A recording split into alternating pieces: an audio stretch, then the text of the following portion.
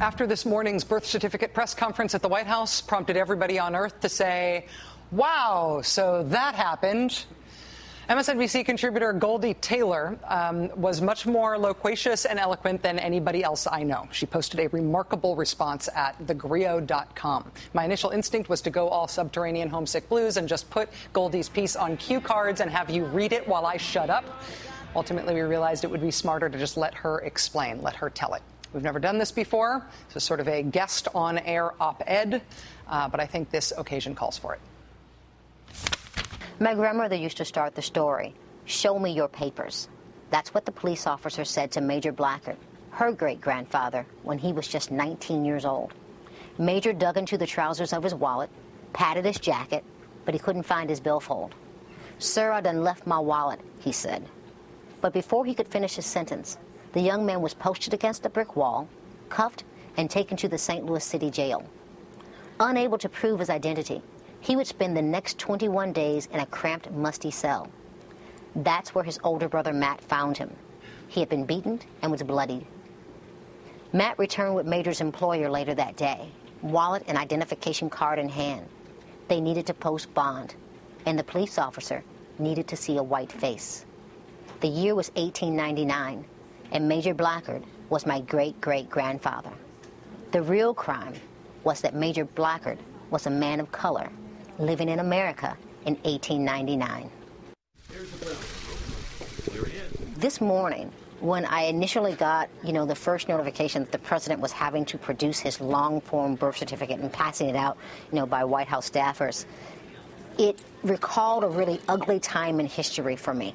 It recalled a time when men of color, when black men specifically, weren't allowed on the street without identification. And here we are with a president of these United States, duly elected by the people of this America. He's being asked to produce his papers. And not just his birth certificate. They've gone on to ask for his college transcripts. Never in our 235-year history have we ever asked a president to prove that he was born on this American soil. Good morning. In a stunning show of unchecked ego, Donald Trump quickly hosted a press conference. He took credit for forcing our president to hand over his birth certificate.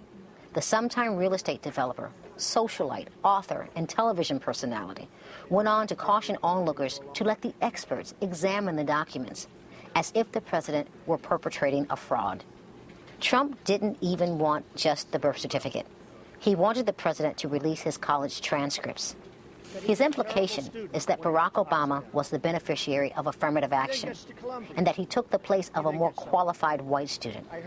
Apparently, graduating magna cum laude from the nation's most prestigious law school and being named editor of the Harvard Law Review, the institution's highest student honor, is just not enough for Trump. But you see, for people like Trump, it never is enough. If he gets on the phone or gets off his basketball court or whatever he's doing at the time, he should be focused on OPEC and getting those prices down. As if his place was better on the basketball court. When they tell you that this isn't racial, don't believe them. This controversy was constructed solely as a way to delegitimize the presidency of a black man. Those who question the location of Barack Obama's birth are clearly the same people who would pack up and move out of a neighborhood if somebody like me moved in next door. They are the same people who would believe African Americans are better suited on the basketball court than in a boardroom. When they say they want to take their country back, they mean from us. Goldie Taylor's full article in response to this presidential press conference today is posted at thegrio.com. Highly recommended. And thanks, Goldie, for doing our first ever guest op-ed. Now it's time for the Ed Show. Have a good night.